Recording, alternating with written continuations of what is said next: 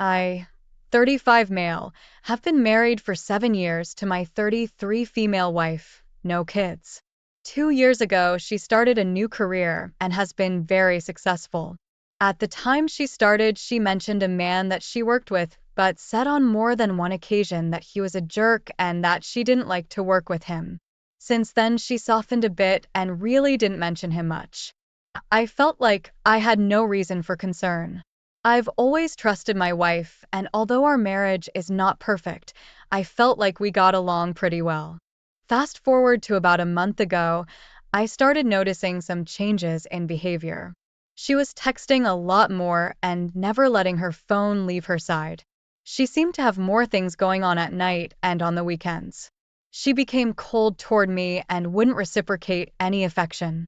And she lied to me several times about strange things. The last lie was when she was packing for a business trip and I noticed she had purchased a new, much more revealing bathing suit than anything I'd ever seen her wear. I asked her about it, and she said she ordered it online, not true, and once she tried it on decided it wasn't appropriate for a business trip to Florida with her colleagues. So she left for the trip and took the bathing suit. While she was gone, I decided to do a little digging. I'd never in our entire relationship ever gone through my wife's things, but I'd had enough of all the lies. In one of her work bags, I found a drawing someone had done of her, almost like a caricature, but it was done on paper from a hotel. I also found a post-it note with driving directions to her male coworker's house written in her handwriting. I went through our bank statements and found that many times when she was supposedly at work, she was out to different restaurants around the city. This was enough for me to investigate further. I'm a private investigator by trade, and ethically, I have no problem invading someone's privacy when confronted with reasonable suspicion of wrongdoing. I placed a GPS tracker in her car, legal in my state since the card is titled in my name. The Sunday after she got back from her trip, she told me she was going to work at a coffee shop and run some errands. Her car never came within 1 mile of a Chipotle, but when she got home, she walked in holding a Chipotle cup and confirmed she had eaten there. Then on the following Tuesday, she told me she had to go to a company dinner and would be working late until dinner. The GPS showed her leaving work at 3:20 p.m. and driving to the restaurant where her car remained until 9 p.m. The final straw came on the next Saturday. We were supposed to watch my niece play tennis at 8 a.m. She said she wanted to drive separately so she could leave the venue and go work at a coffee shop.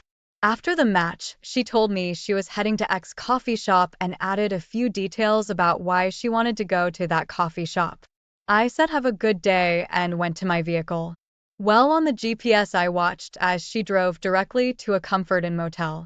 I got to the Comfort Inn and waited in an adjacent parking lot until I could confirm she was actually in the building and not sitting in her car. I called her from the lobby and asked, "How is X coffee shop?" She said it was good. Why? The only other thing I said was, "Come down here so we can get this over with." Once she came down, she said these exact words, "It's not what you think. He has to do this because he's been caught with other girls before." I asked what she was talking about, and she said that he always works in hotel rooms. She said that they didn't do anything physical, and that's when I told her to get out of my car.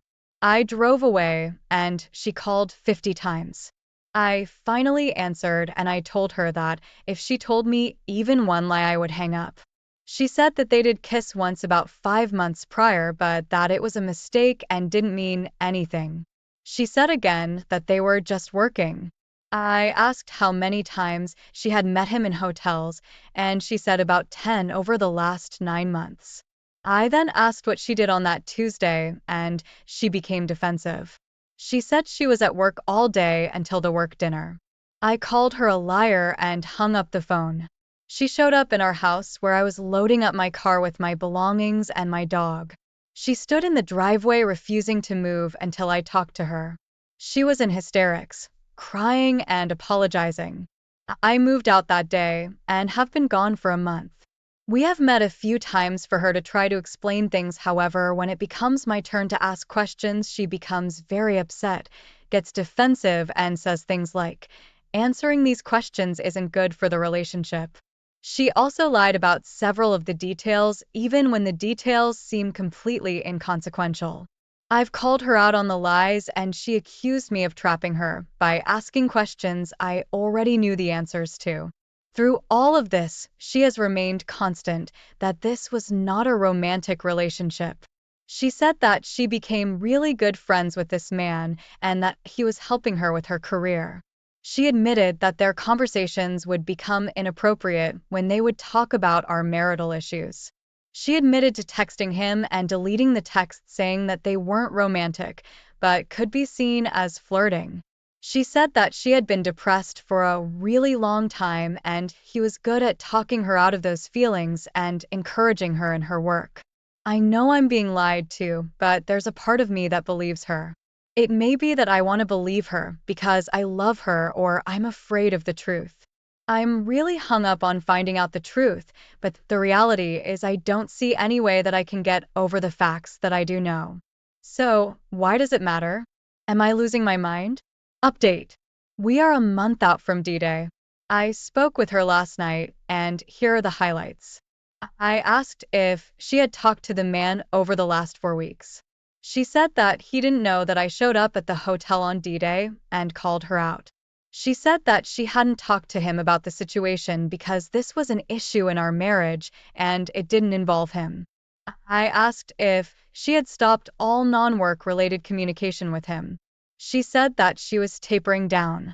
Tape your range there. I lost it. She said she felt like she had to taper down rather than no contact because he didn't know that I busted her. Infuriating. She then lied about a completely insignificant detail. I called her out on it, and I was 100% confident that she was lying. She denied it to the point of yelling and never relented. I left it and chalked it up as one more unresolved issue in this saga. Update 2. After she told me she was tapering off social communication with the other man, I hid a voice recorder in my house and left. Last night, I reviewed the tape and discovered my wife and this other man had spent well over an hour on the phone with each other over the course of at least 2 phone calls. My recorder died in the afternoon. I would assume they talked again in the evening, if not more. I didn't hear too many specifics from the phone call, but I did hear a few damning things. They talked for a while about the current state of affairs in our marriage, something she claimed he knew nothing about. They talked about how to use the secret phone app on their phones so as not to be detected. She called me a dick for showing up late for breakfast that morning. I haven't heard my wife that giddy since we were dating.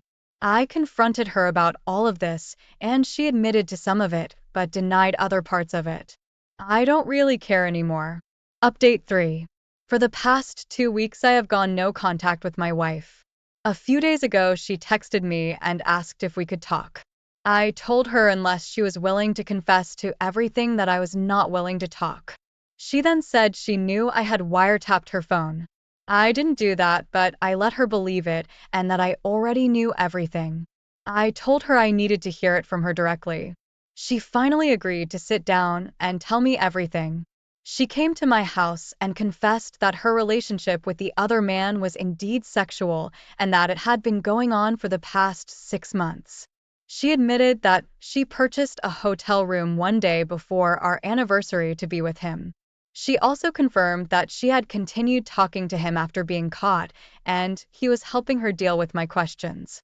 She claimed that she has now broken it off with the other man for good and wanted to work on her marriage. This confession came 6 agonizing weeks after I caught her in the hotel. I believe the only reason she confessed is due to my persistence, however. She said that she was always planning to tell me but wanted to make sure it wouldn't hurt either one of us too badly. The damage done during those 6 weeks is unsurmountable. Update. First, let me say this. If you're in this situation and you're even remotely suicidal, don't do it. I say don't do it because if you do, you're going to miss out on the greatest time of your life. I mean that 100% sincerely. I know it's impossible to see when you're first going down this road, but trust me, don't miss out on this life. Now the update. We got divorced. I took my time in making that decision. I wish I wouldn't have taken that time, but who cares? She wanted to stay together for what reason I have no clue. She lied and gaslighted me for an eternity, and that torpedoed any reconciliation possibility for me. It's the hardest thing I've ever gone through. During my marriage, I was all in. I wasn't perfect, but I loved my wife with all my heart and wanted to be with her forever.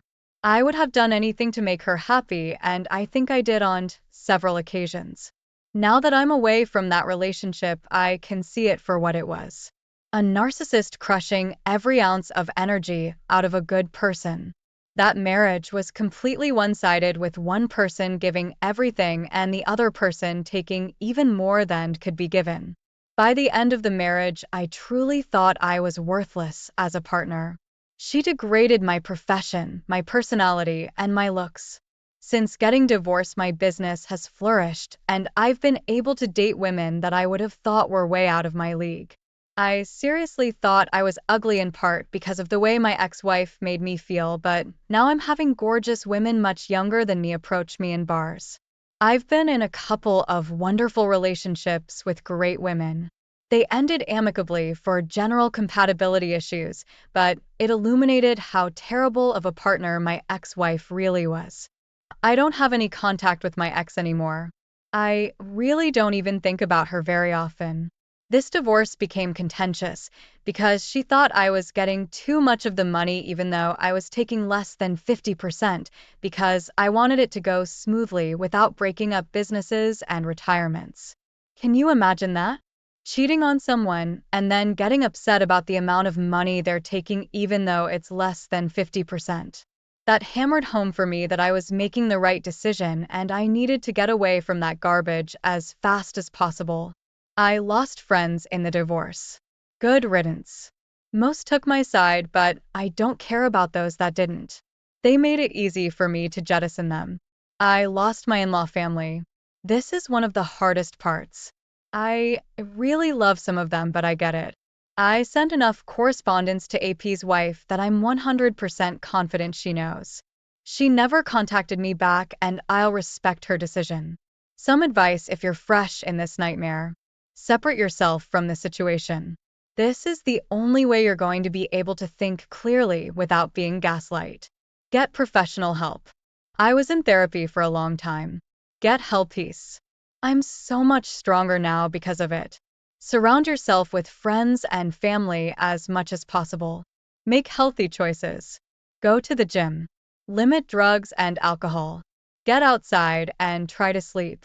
Take people's advice, but make your own decisions. It's your life. There were some really dark days after D-Day, but after the initial heartache, it has been the best time of my life. I'm truly happy every day. If you're going through this and need some advice from a self-proclaimed expert, hit me up. I'm happy to help.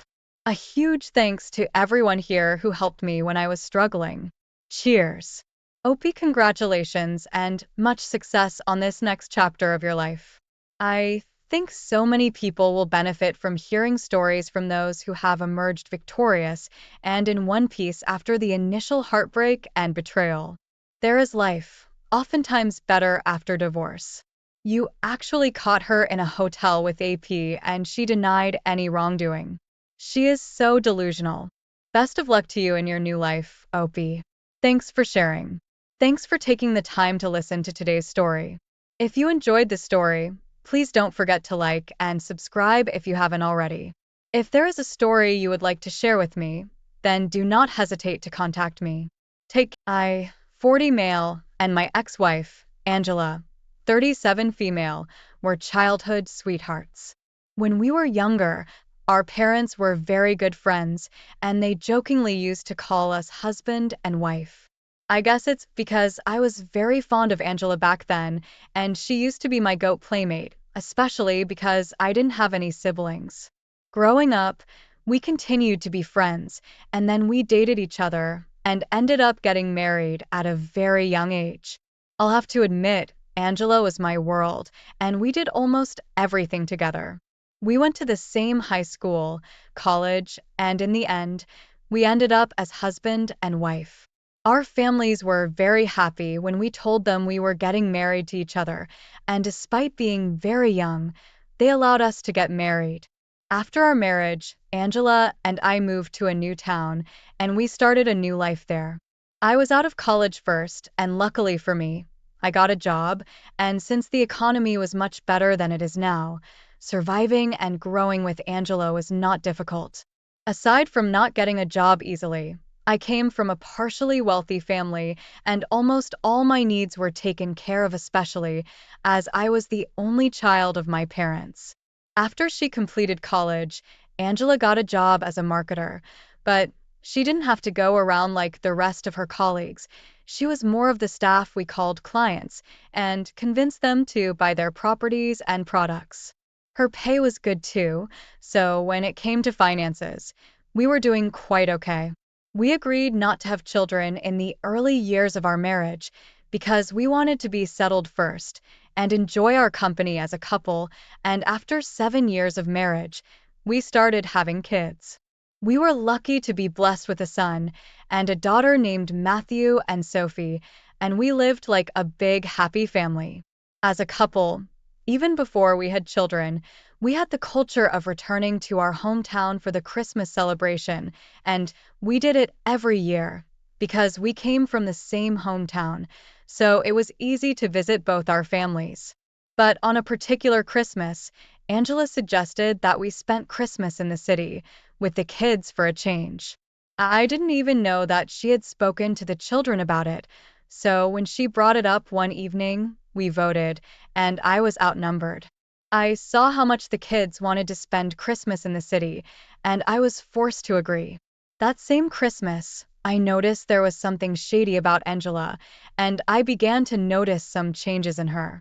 For example, she never locked her phone, but I noticed she put a password in it, and one of our rules was never locking her phones. Or if at all she locked her phone, I would have to know her password. So, when I asked her about her new development, she said she locked her phone because of our son, and I let it slide. I also noticed that she was always on her phone, even during the Christmas holiday, and when I asked her about it, she'd just casually say work and continue to chat and smile. I know it's normal for our spouses to chat and smile, but I had been married to Angela for 17 years, and I spent my entire childhood with her, so if there was anyone who knew when she was lying or hiding something, it would be me.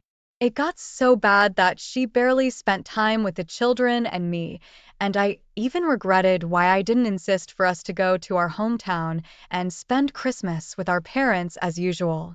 Initially, when she suggested that we all spend Christmas in the city, I anticipated something more fun, like hanging out together and doing fun things with the kids, but in the end, it was obvious that she did everything she did for herself. My suspicions got heightened on Christmas Day when she woke up that morning and told me something came up at work and her attention was needed. To be honest, it was weird because everyone was on a Christmas break, so I didn't understand why she needed to go to work on Christmas Day. As if that wasn't enough, I watched as she wore a beautiful blue dress, applied makeup and cologne, then released her blonde hair and took her new winter coat with her. My guts told me she wasn't going to work. She barely applied makeup to work, and her unusual excitement gave her out. She told me and the kids that she'd only be gone for an hour or two, and she'd be back to cook, but I knew my ex-wife was up to something. I had a very strong feeling about it, and I was very confident she wasn't going to work like she claimed. When she drove out, I told our kids to go over to our neighbor's house and spend some time there so I could go grab something at the mall, and then I followed Angela. I tracked her phone, and it led me right to where she was. Just as I expected, she didn't go to work as she told me, and after about 30 minutes of following her, she pulled over and entered the back of a house, which looked like an old garage converted to a studio. At that moment, I didn't know if it was right to follow her or wait in the car. I didn't want to be the husband that doesn't trust his wife, so I gave her the benefit of doubt and waited for her to come out, hoping that she would. But after about 1 hour of waiting, and there was no sign of Angela, I knew I had to go in and check what was going on. I did, and Wysol weakened my bones. After I stepped out of my car, I knocked on the door, and a beardy tall man in his early 30s opened the door, but that wasn't it. I saw Angela standing behind him in a bathrobe. She froze the minute she saw me, and she tried to walk towards me. I was devastated, and I could not believe what I had just seen. She called my name and went on her knees to beg, but I told her to not bother coming back home, and I left. I returned home to the kids, and the moment I got home, I changed the locks on the doors. Knowing that Angela lied to me to go and have an affair with another man drove me crazy. We had been through so much together since we were children, and I could not believe she threw all of that away for just an hour of pleasure. As I expected, she tried to come home and beg me, but when she realized that I changed the locks, she asked me to not let one mistake ruin everything we shared, and that to me was very funny, because I was done with her. I could tolerate my spouse lying to me, but not cheating on me. We divorced shortly after, and I made sure that throughout our 3 months of struggling for child custody in court, she didn't see the kids or speak with them. When everything was finalized, I got custody over the children, and I told our parents and friends how she cheated on me without thinking of what we shared. I even shared pictures from that day with everyone who cared to ask. I had taken pictures of her in the bathrobe at the man's house just for evidence. Her parents were really disappointed in her when they knew what she had done. It got so bad that they even stopped speaking to her. After the divorce, she kept blowing my phone, begging me for a second chance, but I wanted nothing to do with her ever again. I am currently happy with my children, and though they miss having both parents around, they'll learn to adjust to the changes, and hopefully one day they'll have a trustworthy and loyal stepmother. OP, I'm sorry all of this happened to you. From your story, we could tell that you loved Angela a lot, and she had become a huge part of your life. But sadly, she had to throw all of those memories and love away. Women can be very unpredictable at times, and to think that she ruined all of your Christmas plans for someone who didn't even love her as you did is insane. I know it's very painful to be cheated on after 17 years of marriage and after all those years of being childhood sweethearts, but believe me, you're going to pull through this, and one day you'll remember her, and the hurt will be gone. Congratulations on winning custody over your children. I'm sure they're really lucky to have you as their dad. I'm glad you didn't let her manipulate you emotionally and know this. One day, when your heart is ready to love again, you're going to meet someone who cares about you, values you, and understands that being loyal in a relationship is not a bonus. Thank you for sharing your story with us. Now, let's move on to the second story of the day. I had been married to my ex-wife for 2 years before I realized that I was fooling myself. Amelia and I had been friends for some months before we officially started dating, and because I believed she was the perfect woman for me, I asked her to marry me, and she said yes. Just before I met Amelia, she had a boyfriend, Jack, whom she was so fond of, and they had just broken up, and though she was in an emotional phase of her life, I was there to comfort her and treat her as my woman. I showed her as much love as I could. I got her whatever she wanted. I took her shopping whenever new clothes or a shoe edition was released. Even though it impacted so much on my credit cards, I didn't mind. What was most important for me was making Amelia happy and loved again. I thought I could get her to reciprocate the love I felt for her, but I was wrong. We had a small wedding, and after the wedding, we moved in together as a couple, but I noticed that no matter how much I tried to make her happy, Amelia's sudden mood swings would ruin everything, but because I was positive she could change, I kept on trying. When we weren't dating yet, I knew her to be a very active and happy lady, so I believed I could get her back to the way she used to be. About a year after our marriage, Amelia began to get active again, and she hung out more with her friends, and finally, I believed that she was back to her normal self. I even went as far as shopping for groceries every day when I returned from work. I noticed whenever I was at home, Amelia barely spent time with me, and aside from saying thank you for the meals and every other thing I did for her, Amelia and I never really connected. Our sex was awkward, and it wasn't the kind of sex I expected to have with my wife. With her brighter spirit, I expected us to be a team and make our marriage the best, but it turned out that I was the only one who wanted that. Amelia would prefer to be on her phone all day, or I would come back from work, and I couldn't find her at home. The worst was that she never mentioned where she was going, and if I asked her about it, she'd yell and say I was treating her like a child. One day, I was in our room trying to sleep while she was trying to fold her clothes into our closet when her phone rang, and from the time the phone rang and the time she picked up, it showed that she hesitated in taking the call. When she picked up the call, she said, "Jack, I thought you promised you'd never call me by this time." Then she giggled and responded to whatever he said again and added, "I love you." When I heard that, my heart broke and I felt my chest tighten.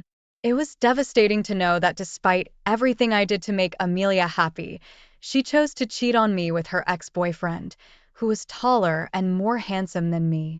The most frustrating thing of all is when her ex-boyfriend threw her out of his house when they broke up, I took full responsibility for her even as friends and let her stay at my place until she got a job. Once we got married, she no longer had to work. When she left the room, out of anger, I followed her, and when she saw me, she was surprised to see me awake. Then she acted so calm, like she didn't do anything wrong. I asked her who she was speaking with on the phone, but she lied that didn't speak to anyone, and she jokingly said that I must have been dreaming that she tried to walk out of me. I was already mad and I was not buying any of her lies, so I snatched her phone from her hand and to my surprise, her lock screen was a picture of her and Jack, and that's when it made sense to me. At that moment, I realized she did not just start cheating on me with Jack. It had been going on for a long time, and I was completely unaware.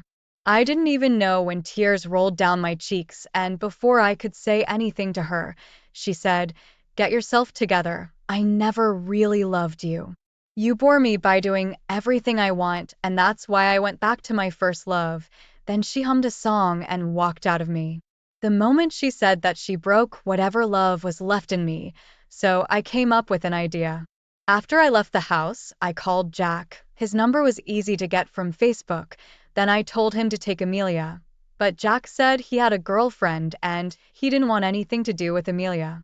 Though I was heartbroken at the moment, that was music to my ears. She must have been believing she had the two of us at her disposal, but in the end, she lost both men. I ended up kicking her out, and she then had nowhere left to stay. She stupidly thought Jack would allow her to live with him. Some months after I filed for divorce, Amelia realized what she had lost and began to call me and send text messages saying that she was wrong and that she loved me so much. I blocked her and asked my lawyer to contact her for her signing of the divorce papers. After we divorced, I moved out of town to stay with my family, and I'm gradually healing now. My life is far better now. I'm no longer in a toxic relationship, and I'm confident that one day someone will love me without me trying so hard. Opie, when you find the right person, it's true that you won't have to try so hard to get her love. She'll love you effortlessly, as love should be. I'm sorry you had to go through all of this. Amelia took your love for granted, and she must have been foolish to think that she could eat her cake and have it. It's also a good thing Jack didn't want anything to do with her, but the most important thing is, you realized she was never in love with you early. You are a good man, Opie, and thousands of girls around the world would want a man like you. Just make sure to get rid of your doormat tendencies and don't let a woman walk all over you. Good luck. Thank you all for taking the time to listen to today's stories. If you enjoyed listening, Please feel free to like and subscribe if you haven't already. Also, comment below with your thoughts on what happened. My wife and I had been married for 7 years before I found out she was cheating on me. Before I married Mia, I had always known her to be a go-getter, coal smasher, and career woman. Even before she got the job at the organization she worked for, she always talked about making an impact in the world with her business ideas, dedication, and commitment. So I was not surprised when she told me she had gotten the job at such a world-class organization. I, on the other hand, was not as work-driven as Mia. I just wanted to make enough money to take care of my family, do the things I liked, and we could travel whenever we wanted to. Since we dated for about a year, and we got married after that, I discussed children with Mia, and we agreed to have children whenever we were ready. After 4 years of being married to each other, we had our daughter, and because there were complications with her pregnancy and childbirth, Mia and I agreed that one child was okay. After years of working as a data analyst for my organization, I got promoted. This promotion allowed me to work from home and spend more time with our young daughter, Hillary, and always be there for her. Over the years, Mia also got promoted, and her promotion came with a greater workload. She had to be out of the house as early as 7:30 p.m. every morning to beat traffic, and she would return as late as 9 p.m. And every time I complained, she'd say she had many meetings to attend, so I'd let it slide. As if that was not enough, Mia barely spent time with us during weekends. She'd always have a meeting or two to attend, and since I already knew how passionate she was about her profession right from our dating days, I could not ask her to stop or even cut down on it. I didn't want to be the husband who would ask his wife to stop chasing her dreams or give less to her profession because she was married to me, so I tried to be supportive in every form I could. With all that happened, I became responsible for our daughter, Hillary, and I was with her when she woke up and was there to put her to bed. I cooked, cleaned, and did the laundry and everything Mia should have done at home. I also loved that I spent a lot of time with her because when I was young, my father was barely around to spend time with siblings and me, so I wanted to be different. Hillary and I bonded so well that even when Mia was home, she preferred to come to me for whatever she needed, and Mia didn't even mind. One Saturday afternoon, I was at home working when one of my friends called me. At first, he asked for Mia, and I told him she had stepped out an hour earlier for a business meeting, but he laughed. He said he was at a restaurant and had seen Mia and a man cuddling and feeding each other. I didn't believe him because I thought he was playing pranks on me, but he insisted he could send me proof. Shortly after we ended the call, he sent pictures to my WhatsApp, and I got the notification. When I opened them, I saw Mia and her boss cuddled together as he had described, and from the smiles on their faces, it was evident that they were having a great time with each other. He even made a small video that captured when Mia's boss kissed Mia on the lips, and they giggled afterward. I was speechless. I went through the pictures several times to be sure my eyes were not messing with me, and they weren't. It was really Mia in the photos. It was the same blue gown she wore, and I recognized her boss the moment I saw him. As I was still staring at my phone, my friend called back, and he asked what I would do. I told him nothing, but before he ended the call, he warned me to not do anything stupid. I cried that afternoon because of the pain of betrayal, and it was almost like 100 bee stings. I loved Mia so much, and I could not believe she could do such a thing to me. While I was in my miserable state, an idea came to me, and I called one of her office guys and asked if I could get a projector screen for a special surprise I had for her on our anniversary, and he said yes. When Mia returned home later that evening, she noticed my countenance had changed, but I told her I was feeling sick in my tummy, and she believed me. The following Monday was meant to be our anniversary, and I had already made plans for us, but after I saw the pictures, I called and canceled all of my bookings and reservations. I'm sure Mia didn't even remember it was our anniversary because she left to work excitedly and didn't mention anything about it. I allowed her to get to her office and settle first. Then, approximately 2 hours later, I went there. As soon as I got there, it was announced on the speaker that her husband had something special for her, and I asked everyone's attention to be on the projector screen.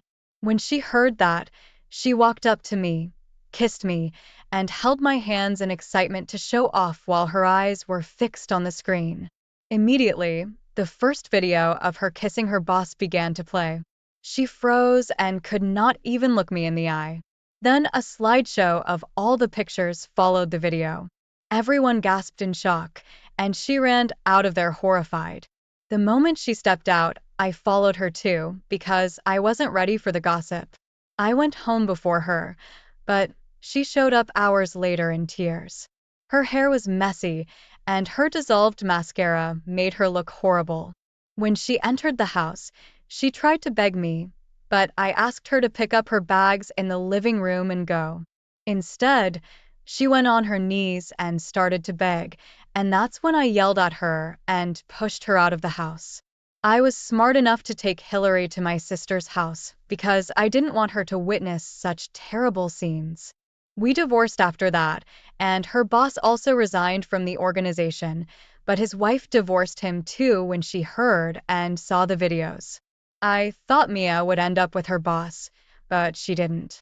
He wanted nothing to do with her and blamed her for tearing his family apart. After our divorce, she showed up twice, looking homeless and miserable, but I threatened to call the police on her if she showed up again, and she never did. I don't think she ever loved me because she would not have hurt me that way if she did. Opie, I'm sorry you had to go through all this. I also think you're right because people who love their spouses would never cheat on them or hurt them. Sadly, you did everything possible to support her dreams and profession, but she didn't appreciate that. This might sound tough, but it's a good thing you found out early. I can't imagine all the things that could go wrong if you didn't find out when you did, and I'm happy you played her back. Thank you for sharing your story with us. I wish you all the best. Now, let's get into our second story for today. My ex-wife Scarlett decided to betray my trust and destroy everything we had in the most embarrassing way. Scarlett and I had been friends in college before we began dating. I finished college a year before her, and I started working at my father's company immediately after. Before Scarlett and I dated, she used to be the kind of girl that always wanted the attention of different men, and that was like a red flag for me, but I didn't pay much attention to that. Then I got to know her better, and I found out that she acted that way because she was the only child of her parents, but she lost them at the age of 4, and because of that tragic incident, she had to be raised by her grandmother, who showered her with a lot of love and attention. When we became close friends, I explained to her the kind of wrong signals she was giving out to the other guys, and she stopped her whole attention thing. The truth is, I loved Scarlett so much, and I was willing to be patient with her until she changed. She changed, reduced how she hummed around men, and started spending time with only her friends. So, when I asked her to officially be my girlfriend, she said yes, and that moment was the beginning of our love story. Initially, my plan for us was to get married after dating for a year or two, but because of Scarlett's attention issues, we broke up a couple of times and came back together, and each time we made up and came back together, she would apologize for acting that way, and because of how I felt about her, I always forgave her. After dating for 4 years, we got married. It was one of the happiest days of my life because I believed I was fulfilling my dream of getting married to Scarlett. After the wedding, we rented a bigger and fancier apartment with the money gift my father gave to us, and we moved into a new neighborhood. This neighborhood was almost 5 times better than my previous one, and Scarlett loved everything about it. The neighbors were friendly, and the people who weren't too busy with work and life talked to me occasionally. About 2 months later, we discovered Scarlett was pregnant, and I was very excited about it. I wanted to be a father before I clocked 30, especially since my dad kept telling me he had me at 21. With the news of Scarlett's pregnancy, I asked her to stop working, and I took care of whatever she wanted. I did this because it was her first pregnancy, and I heard stories of how uncomfortable first pregnancies could be, so I didn't want to stress herself in any way. Her pregnancy hormones had the best of her, too, and I wanted her to always be in a place she was comfortable. In the following months, we shopped for baby stuff together. The scan result said it was going to be a boy, so we got things for a baby boy. It was exciting for me, and I was excited about our son. Whenever it was time for Scarlett's checkup, I made sure that I canceled everything I was doing, and we'd go there together. Within the first 6 months, our son's nursery was already set up. We hired a well-recommended handyman who came in to build the nursery until everything was ready. Particularly about the nursery, I didn't want to wait a month or two before we fixed it. I wanted everything to be perfect for our son. When Scarlett got into her second trimester, I asked her to stop cooking and did the cooking myself.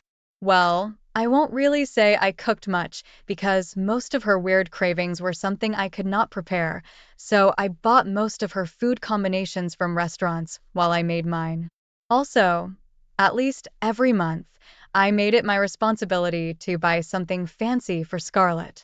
I saw how fast her body was changing, the stretch marks, and the additional weight she got, and I understood that she was sacrificing our body to bear our son, which meant a lot to me. She loved the gifts, and most of them had nothing to do with size. Instead, it was majorly stuff like jewelry, tickets to shows, the cooking wares she always wanted, and other things she appreciated. But despite giving all of this to her, I still had the perfect push gift for her, which was going to be a car. My dad loaned me some money to get her dream car for her, and I wanted to surprise her with it after we returned home with our son, who we wanted to name Stanley. Finally, the week she was meant to give birth came, and we went to the hospital a day before. On that day, I was swamped because I had to go back and forth to get everything she needed. I had already been at the hospital, so I told Scarlett I would return home to shower. After showering and resting for an hour or two, I decided it was time to return to the hospital because I didn't want to miss my first child's birth. As I was about to go into my car, I bumped into one of my neighbors and told him I was going to see Scarlett at the hospital. When I said so, he looked bothered about something, and I asked him what was wrong. He struggled a bit before he told me he had seen the same handyman I hired for Stanley's nursery go in and come out of the house the previous month in his Ring camera, so I asked to see the videos. I was very confused because we had not called for anything, and Scarlett had never mentioned anything about him coming to the house. When my neighbor showed me the videos, I was dumbfounded, and I felt my heart constrict when I saw pictures of Scarlett kissing the handyman on our front porch, and I could not believe it. I asked my neighbor's permission to take the video to the hospital, and he allowed me. I was so mad at Scarlett, and I began to yell at her as soon as I stepped into the room. There was a nurse in there with her trying to change her for, but I did not mind. I was so angry that I called her names, and when I asked her about the handyman, she denied having any to do with him, but when I showed her the videos, she admitted that it was a one-time thing, but I didn't believe her. The people in the video did not look like it was their first time. When she knew that I didn't believe her, she began to cry, but I didn't care. My voice was thunderous, and other patients were starting to come around. She was so embarrassed and could not even look up at me or anyone in the room. At the same time, I ordered a DNA test, and the nurse had to call the main doctor. The doctor tried to call me, but it didn't change how people looked at my wife with shame. The doctor followed the DNA procedures, and the test result was out hours later. I was the father of my baby.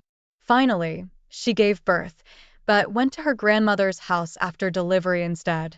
She cried throughout the recovery from her C-section, but I didn't care anymore.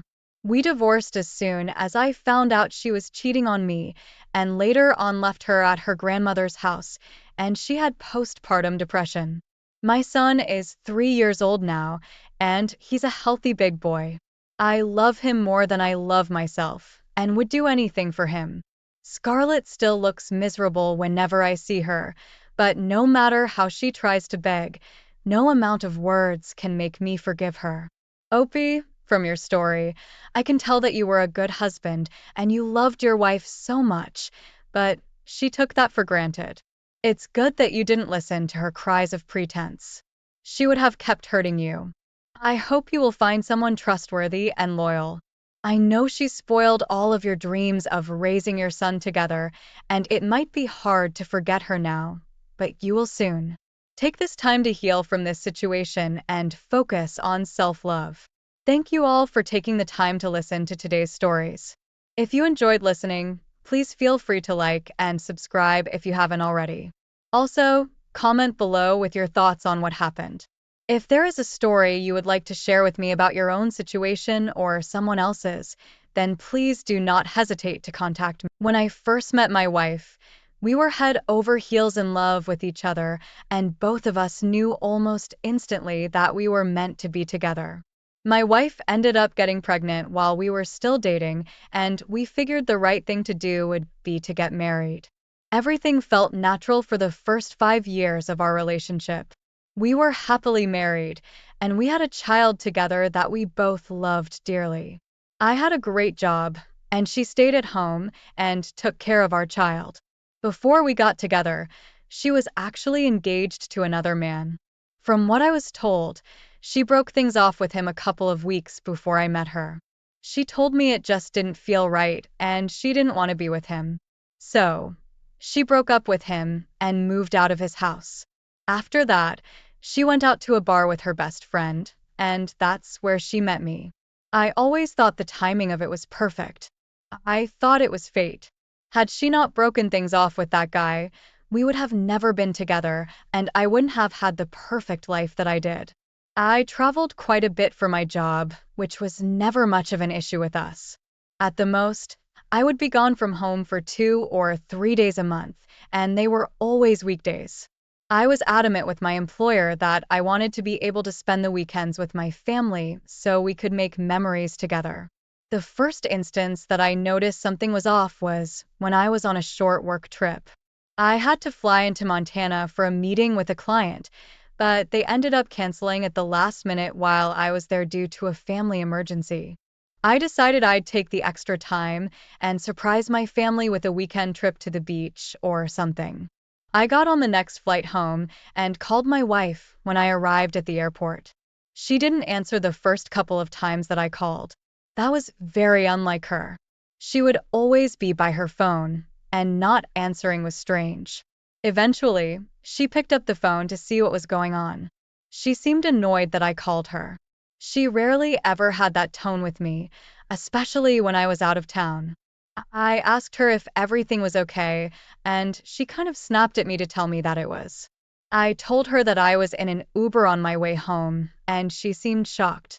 I heard a lot of shuffling around in the background, but at the time I assumed she was moving around. I never thought anything suspicious was happening. She got off the phone with me, and when I arrived home, she was very disheveled. Her cheeks were pink like she had been running around, and she was wearing some pajama shorts and a sweater that was on inside out. I knew that being alone with the kid was sometimes exhausting, but it didn't seem like that was the issue.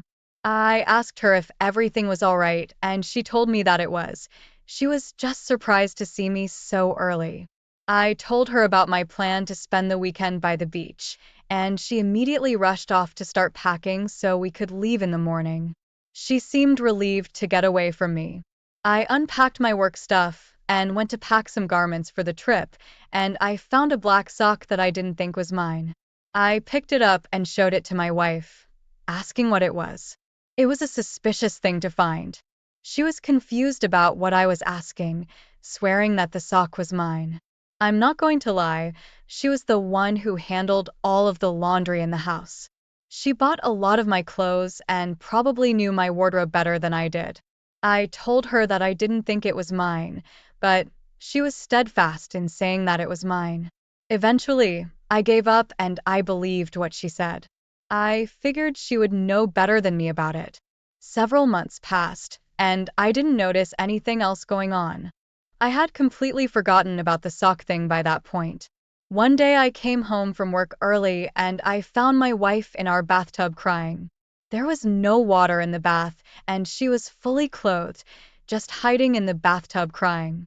I immediately rushed over to her and asked her what was going on, checking on her to make sure she was okay.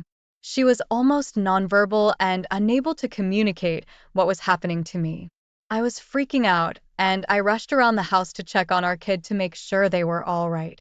I called her mom and asked what was going on. She didn't know either. My first instinct was that somebody had died, but when I spoke to her mother, the person who would have likely elicited that reaction out of her, I started to think something else was going on. I checked our Ring camera footage to make sure nobody broke into the house, but I didn't find anything there. The only thing that was left for me to do was look at her phone and see if that was any sign of what was going on. It wasn't something I was doing to try to catch her in anything. My wife was hysterical and crying, and I needed to figure out what was going on so I could help her. She had it with her in the bathtub, and I went over to her to grab it from her hands. She put up a little bit of a fight, giving it to me.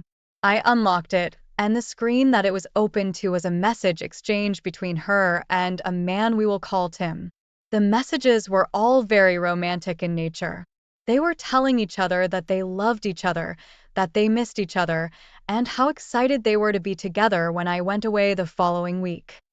I didn't know what to do. My wife was hysterically crying in the bathtub, and I cared about her, and that was heartbreaking to see. But I had also just found out that she was cheating on me. That didn't even explain why she was crying the way that she was. Their messages didn't end with a breakup or anything like that. While I was looking, a message from her best friend, let's call her Carol, came through. I didn't read the message, but I called her right away and asked her if she knew about what was going on. I told her that I knew all about Tim, and I just needed to know why my wife was crying in the bathtub. Carol told me that Tim was my wife's ex-fiancé. They had reconnected and were seeing each other. The reason my wife was crying was because Tim had died. I felt so many different emotions at that time. It's honestly so unexplainable how I felt. I was angry and heartbroken about the affair I felt for my wife because I did love her, but I was so mad at her. I wanted to reach out and help her, but I also wanted to be as far away from her as I possibly could. I told Carol that she needed to come over and tend to my wife because I didn't think I could. I walked out of the bathroom, and my wife yelled after me, begging for me to come back and be with her. I packed a bag for our kids so we could go stay at my parents' house for a few days. They didn't need to be around my wife while she was mourning. It would likely be pretty jarring for them. When Carol came over, I left. She tried to explain to me what was happening before I could leave, but I didn't want to listen to her either. Carol was my wife's best friend, but we were on good terms. I would joke around with Carol, and I invited her out for dinner and drinks with us all the time. I felt betrayed that she even lied to me about the affair. I explained everything to my parents when we were at their house, and they gave me some really good advice about the matter. I felt bad about my decision to walk away from her, but they told me that she already made that decision for me. Even though I knew she was mourning, I couldn't be with her. She betrayed our marriage, and the only thing left for me to do was leave her. She made her choice, and I wasn't responsible for her emotions after she hurt me. I gave her the weekend at home alone to deal with everything she had to. When I returned the following week to gather some of my belongings, she begged for the chance to explain herself to me and work on the problems. I told her that there was no explaining that she was telling another man that she loved him and sleeping with him behind my back. However, I did find out that she actually was still engaged to her fiancé when we met. She and I had been dating for an entire month before she broke things off with him. I was supposed to just be a fling, but then he found out about me, and they broke up. I don't know if she thought that was going to make the situation any better, but it certainly didn't. I knew then that she had been a liar throughout the entirety of our marriage. I told her that I was leaving her, and that there was no swaying my mind on the matter. I knew that she was still very emotional from Tim's death, but that wasn't any of my concern. I started filing for divorce, and as I was doing that, so many people from my life reached out to me and tried to make me out as a villain. My wife had been telling everybody that I left her after she found out somebody close to her died. She was withholding the fact that she found out the man she was cheating on me with died. I made sure to clarify that to everybody who reached out to me so they knew the truth. I wasn't going to let her lie about me and make everybody we knew think I was some awful man. After that, everybody saw how manipulative she could be, and from what I understand, she lost a lot of friends in our town. The only person who stuck by her was Carol, who was the only other person who knew about the affair when it was happening. We ended up getting divorced, and I kept the house and all of our assets. She moved in with her parents and comes by on the weekends to see our child. Opie, I can't even begin to understand the emotions that you were feeling when you found out about your wife's affair. It wouldn't have been fair for you to have to sit there and comfort her while she was crying about Tim's death. I think you did the right thing by leaving and calling Carol to go take care of her. Your wife lied to you from the start of your relationship. It was her own fault that you guys ended up divorced after everything. It's a shame that Tim died. I don't know what happened to him, but your wife's grief shouldn't have had anything to do with you. I think it's in poor taste that your wife told people in town that you left while she was grieving. It definitely seems like she was trying to turn the tides in her favor before others found out about the divorce. It's a good thing that you told everybody the truth so they could see her true colors. Now, let's move on to our next story for today. My girlfriend and I both met during our junior year of college. We went to a small school, and it was hard not to notice everyone on campus. I'd seen her around from time to time, and I thought she was attractive. However, I never had a reason to go talk to her. We both ended up in the same writing class during the first semester of our junior year. As soon as I saw her, I sat down next to her and struck up a conversation. We ended up hitting it off, and we workshopped a lot of things together for the class. A few weeks into the semester, I made a move on her, and she seemed glad that I did. The first summer that we were apart was difficult because we weren't used to long distance. We lived about 4 hours away from each other, so we weren't able to see each other very often. We talked every day, and we ended up making a couple of trips to each other to hang out over the summer. When the fall semester of our senior year started, we were very happy to finally be back together. Everything was great between us when we started. I didn't notice anything strange going on between us, so I was maybe a little oblivious to some things. In hindsight, I can see how she wanted to hang out with me less and was using her course load as an excuse. I had seen her schedule at the beginning of the semester, and she had a relatively light course load. She had a job, but she only worked at it part-time. There was definitely time for her to go on more dates with me or spend more time with me. She just didn't want to. Whenever we were together, she would be on her phone a lot, and she was often pretty secretive about what she was doing on it. Things continued like that all the way until the spring semester. I had brought up a couple of times how I was feeling, but she assured me both times that she wanted to be with me and that she was just busy or stressed. One night, I texted her and asked her if I could come over to her room and spend the night with her. It was a Friday night, and I knew that she didn't work in the morning, and I just wanted to be with my girlfriend. She replied a few minutes later and told me that she had a migraine from looking at a computer for too long and was about to go to sleep. I was scrolling through Instagram, and I saw a notification that my girlfriend was online. She told me she was going to sleep because she was looking at a screen all day and had a headache. I figured that she was lying to me about that and just didn't want to be with me because she was scrolling on Instagram. It was painful to have that realization, but I think it was something that I kind of needed. I was a little upset about it, so my roommate asked me about what was going on. I explained everything to him, and he told me that it sounded like she was over the relationship already. Then he casually mentioned that she was probably already talking to someone else. I didn't see the correlation right away, but he encouraged me to look into it. I didn't really think much about it right away, but after a few days of stewing on what he said, I decided that maybe it would be worth looking into. She really didn't want to spend a lot of time with me, and she was on her phone quite a bit being secretive about it. It made sense that she could have been hiding something from me. I looked online for some clues about how to tell if someone's cheating, and I evaluated my relationship against those. I took a mental note of what her Snap score was if she was online after she told me she was going to sleep, and how often she was turning me down when I asked if we could go on dates or be together. From everything I found, signs are pointing to her possibly being with someone else. One weekend, we made plans to go to a concert together. I bought the tickets and everything. She backed out at the last minute and told me that she had to work. She never worked on Saturdays, so right away it seemed like a lie to me. I told her that I was okay with it and that I would bring my roommate along to the concert with me instead.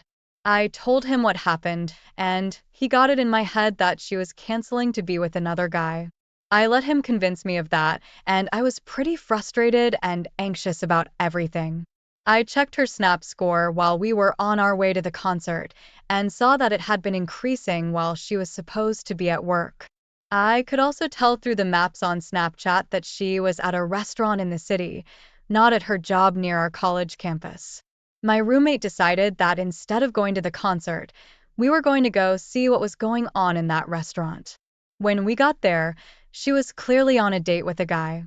They were sitting next to each other, and he had his arms around her while they were laughing and getting very cozy. We even saw them kiss a few times. I was heartbroken to see that everything my roommate had been saying was true. She had been cheating on me and lying to me throughout the year. I didn't know how long it had been going on, but she had been behaving a certain way for a while. While we were waiting, my roommate started looking through her social media profiles to try to figure out who the guy was. He put the pieces together relatively quickly and found out that the guy she was on the date with was her stepbrother. I knew that her parents were divorced, and her mother had married pretty hastily during the spring semester of our junior year. However, I had never met her family. We hadn't been dating for that long, and her family never visited for family weekend or anything like that on campus. I was shocked that she was cheating on me with her stepbrother of all people. I told my roommate that I was going to confront her the following day and everything with us. He was the one who convinced me to go about it a different way. He helped me plan how I was going to get revenge on them both.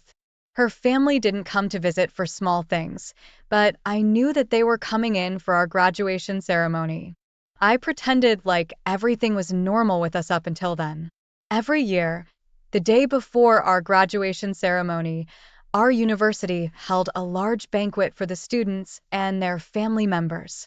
My girlfriend and I had planned on attending that together with our families so we could all meet each other. Everything was going very well at first. Everybody was getting along, and I was honestly drinking a little too much wine. The president of the university was scheduled to give a speech at the dinner, so there was a live microphone on the stage in the room. I was feeling a little confident, so I made my way over to the microphone. The faculty around me were a little surprised, but they didn't stop me right away. They probably should have. I started off by congratulating all of my fellow classmates on making it through the year to get to graduation. I turned my attention to my girlfriend, and many people in the room turned and looked at her while I was speaking. At first, it seemed like I was just talking about how lovely she was. Then I mentioned how I was surprised to see her on a date with her stepbrother. The room went silent when I brought that up. Everybody was taking in the gravity of what I'd said. They were both shaking their heads and denying it. I explained that I saw them kissing each other and how she was cheating on me with him throughout the entire year. People were pulling out their phones to record what I was saying, but I was ushered away from the microphone by one of the faculty members before I could get into a lot of the details. However, her mother and stepfather were asking her a lot of questions, and she was trying to answer them. My parents pulled me out of the room and asked me about why I would embarrass her that way. I was just laughing, and I ended up leaving. My girlfriend texted me later that night and told me about how much I humiliated her in front of the entire class. I didn't really care. She had been lying to me and treating me like I was garbage for an entire year, and I finally found out why. I thought she deserved to be a little bit embarrassed about everything.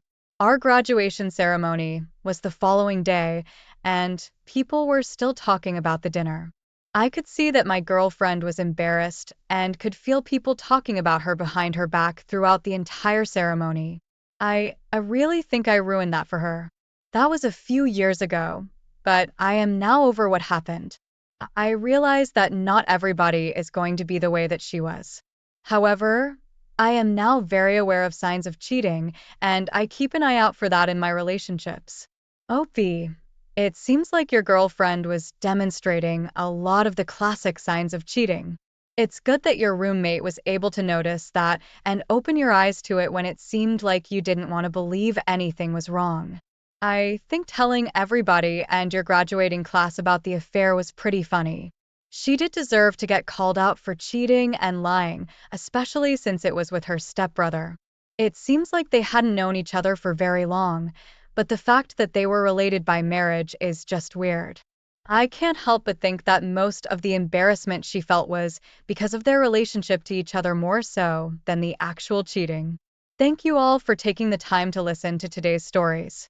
If you enjoyed listening, please feel free to like and subscribe if you haven't already. Also, comment below with your thoughts on what happened.